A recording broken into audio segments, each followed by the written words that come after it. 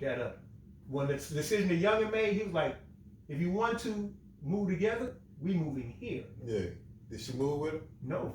And he said, I'm fine with that. He said, why? He said, we can move together 600, 600? Yeah.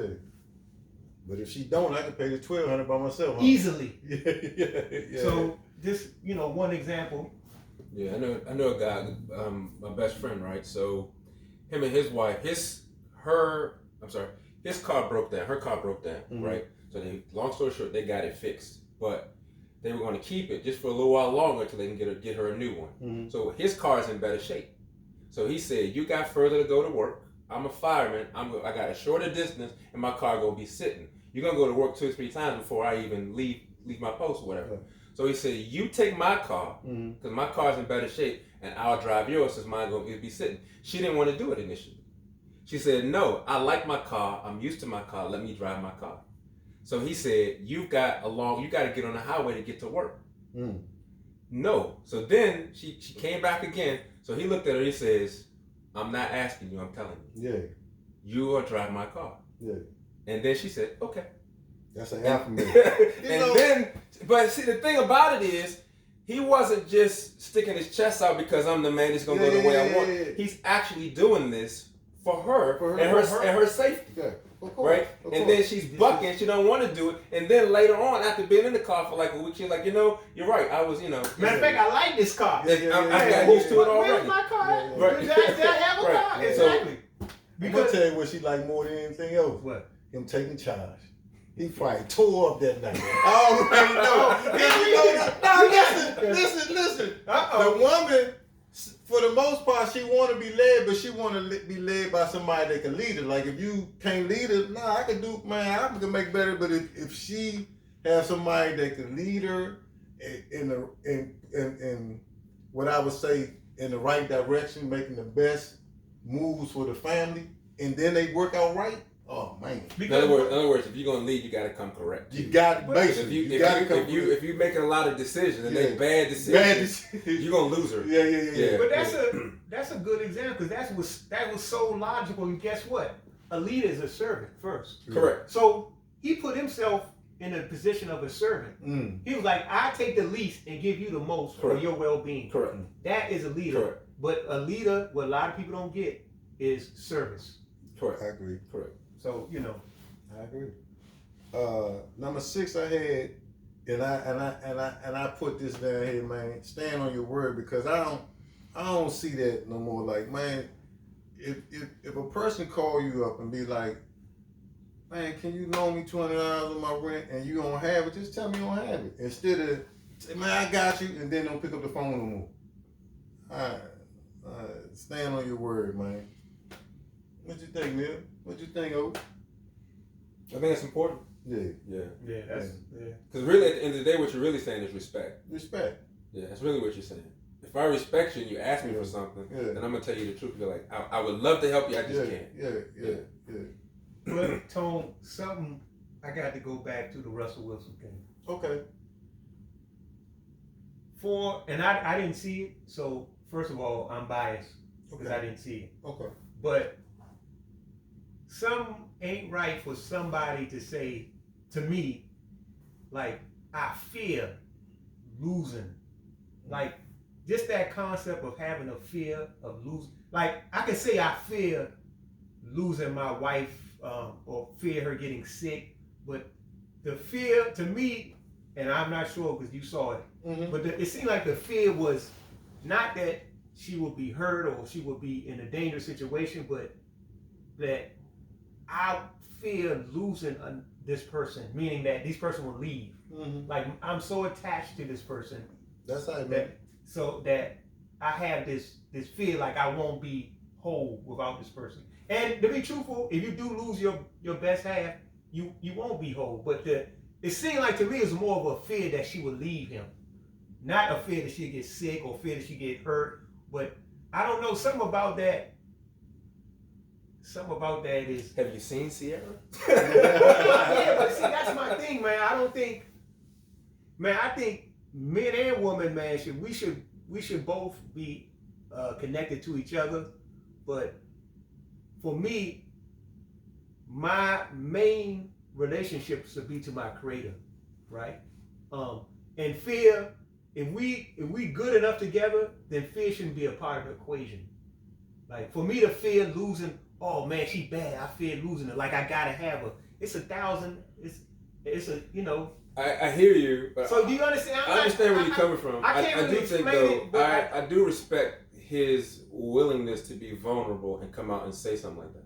Because if let's just say his fear is completely she's not going anywhere, but he's afraid, and maybe she never knew that until he said it. But now that's something they can talk about. Right now, maybe they go to couples counseling. Or he might go to counseling on his own and say, "Well, I have this fear."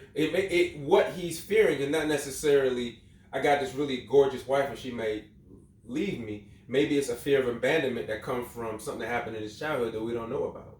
So this is the closest person to me. Yeah, but so I see, fear being abandoned. Yeah, but by I can't accept that as a man being feared to be abandoned. Like even if you're a man, yeah, right? Even as a man, you've got holes in there because everybody's gone through stuff. Oh man, everybody, we've all gone through stuff. So we all have some trauma we've worked through, some trauma we haven't, and there's some stuff it's affected you in a way that you really never going. You may be able to manage it to the point where you're healthy, but it doesn't mean that you're completely, totally over it. You follow what I'm saying? But this is what I'm saying. You can never manage your weaknesses clinging to another human being, man or woman. You have to manage your weaknesses with yourself and your creator. Whether going to psychologists, which I think is very important because they can kind of reflect to you how your history has shaped how you think. I think that's very important. But you can never manage your weaknesses, your holes in your life, the trauma in your life, by fear. But before I can even manage it, I have to admit that it's there. So to me, he's admitting, right? And again, this is 30 seconds of a video. I didn't see the video. So it's 30 seconds. This dude is how old? Like 31, 32 years old. So you're looking at 30 seconds of a 32-year-old man's life. We can't really make a full determination. And that's what I'm saying. That's what I'm saying. So, I don't want to get on that Russell Whitman because he could have been saying I feel a lot of different things about, like, he could have been doing something messed up in his relationship and now fear that she will leave because of what he done. I sure doubt it. Well, I'm just saying that could. I doubt that. I'm not. I think that I understand what you're saying, but the reality of it, if you meet somebody that get you a heartstring, I don't know if you ever had your heartstring. Of course. And you get somebody to have your heartstring. Of course. When and they broke up with you? Yeah, I was. Yeah. Was you? Yeah. So he can't have fear, but you had the fear when they broke up. No. This is what I'm saying. But now, no matter what, it's that was a part of immaturity, though, right? Like, but now, so suppose, like, for my case, I've been with my people like 36 years, and we go through stuff, but we've been together for 36 years. If she was to leave me, I would fear that I would be messed up. So you fear your lady leaving you? Man, sometimes. Okay. Sometimes. You know, we've been cool, but I did messed up stuff. And yeah, if she was to leave, I But you fear it. See, that's my thing. I don't think being a man is the absence of fear. I think being a man is walking through it. Everybody had fear. They said bravery is having fear and walking through it. Of course. Right. So I'm not talking about. I'm just saying.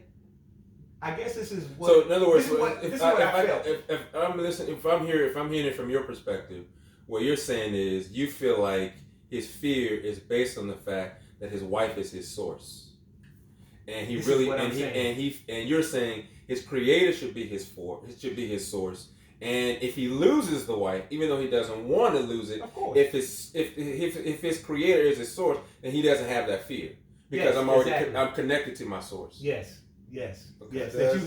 That sounds good in theory, but that's not reality. That's not.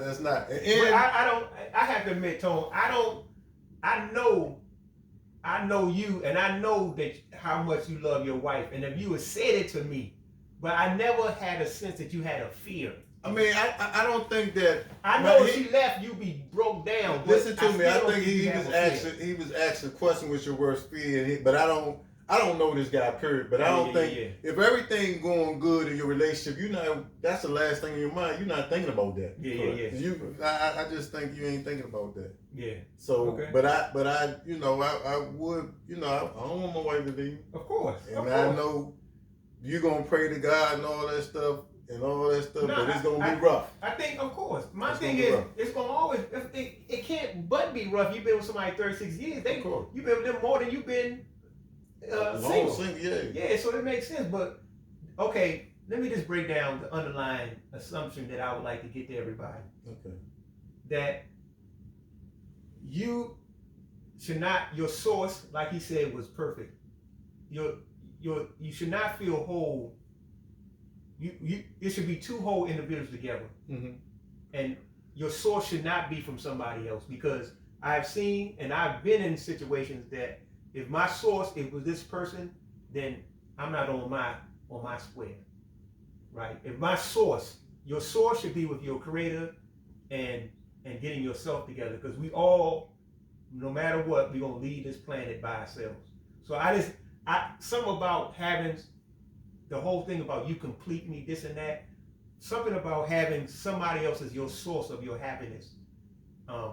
They should be a part of your happiness, but I just don't feel that your source should be coming from another human individual. That's it. Okay, that's good. The last thing I got, as an alpha male, I think that you should be in control of your emotions. Oh yeah, that's really good. Yeah. What do you think?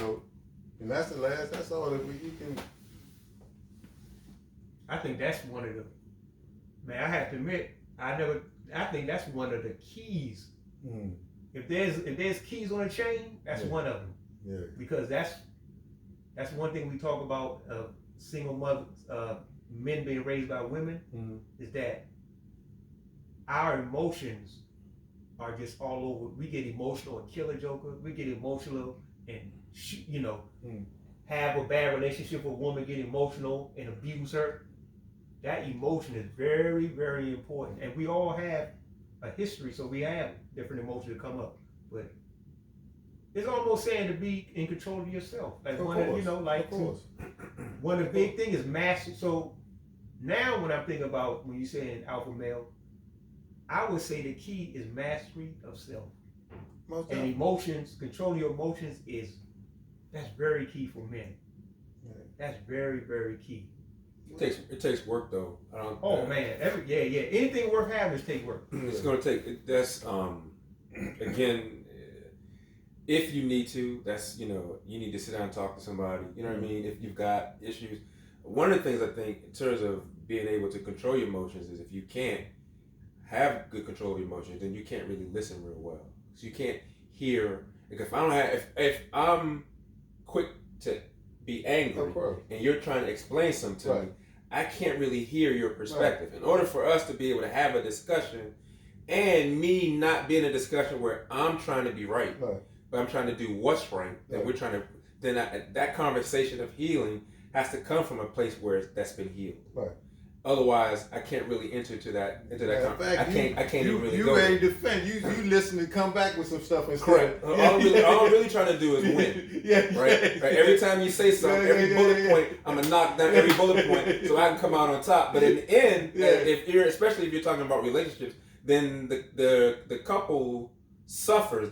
The union takes a hit. Of course. If somebody wins, then to me, both people lose. Right. So if it can't be a win-win, so being able to control your emotions, I think, is key. And then knowing what principles to apply in certain situations. Of course. And being able to, because a lot of times people just don't know what route to take. I don't know how to fix this. Right. And sometimes fear. Sometimes men are afraid. It looks like anger. Right.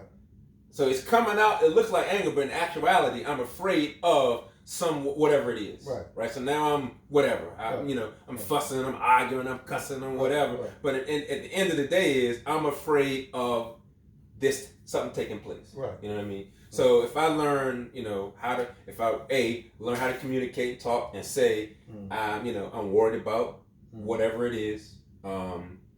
I need to talk it out with you, right? So we can, because a lot of times, we hold stuff in so much and we don't even admit that there's something there, right? So then you got all these little subtle actions that's taking place. It's coming out, right? But we don't really realize it's coming out sometimes. Right. So, if you can sit down with somebody and say, hey, I'm worried, whatever it is, fill in the blank, and then, talk about it. And that, to me, that's the beginning of it. That's the beginning. And then I want to piggyback on that. Sometimes it's not saying anything. I'm on the bus the other day.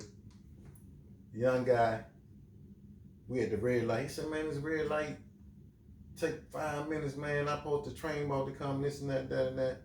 So I say, well, man, you want me to open the door? Bitch ass nigga I was talking to, it cussed me out, man. Wow. Yeah. Nigga,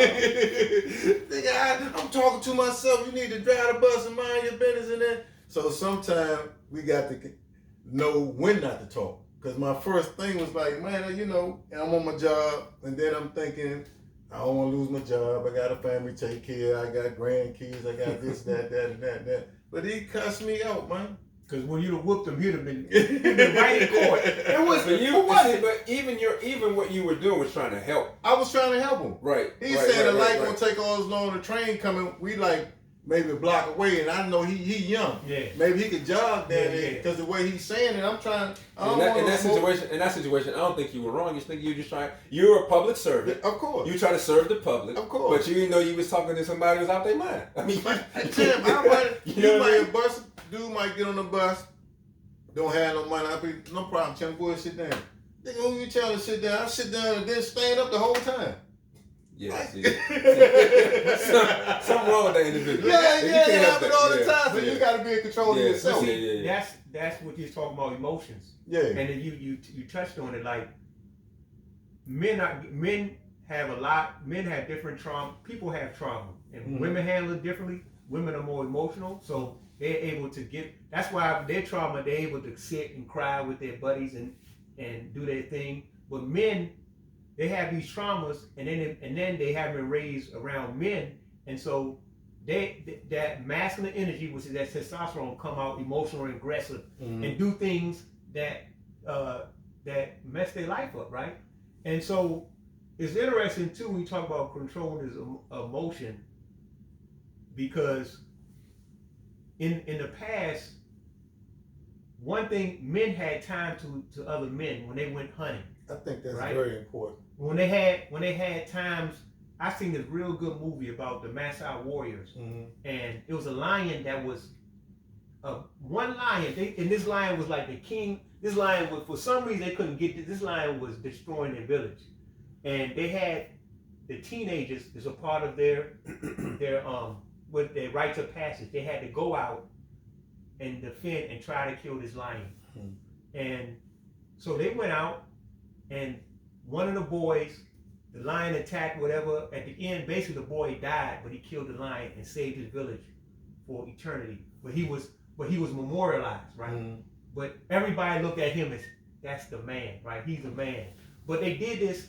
One of the things that happened in past times in tribes is that women had their time to talk among each other, with their babies on their back, speaking with each other. They had everybody. They had their time emotional. Men, well, we were doing something. We were actively engaging in hunting, something masculine. But at the same time, like, yeah, man, I'm having this problem. But to piggyback on that, the same thing, like, with the COVID going on, but a lot of, like, they got an over 40 league, over 50 league, guys get together, play football, basketball, whatever. But now the guys that's talking about alpha male, they telling guys, man, I don't hang around no jokers, I just hang around beautiful women and this and that, and there's nothing wrong with fellowshipping with your brothers, man. That's always happening. That's part, I think, to some degree, like, as a man, obviously we all like thighs, right? Like we all do. Of course. But if that's your main motivation, that's a problem.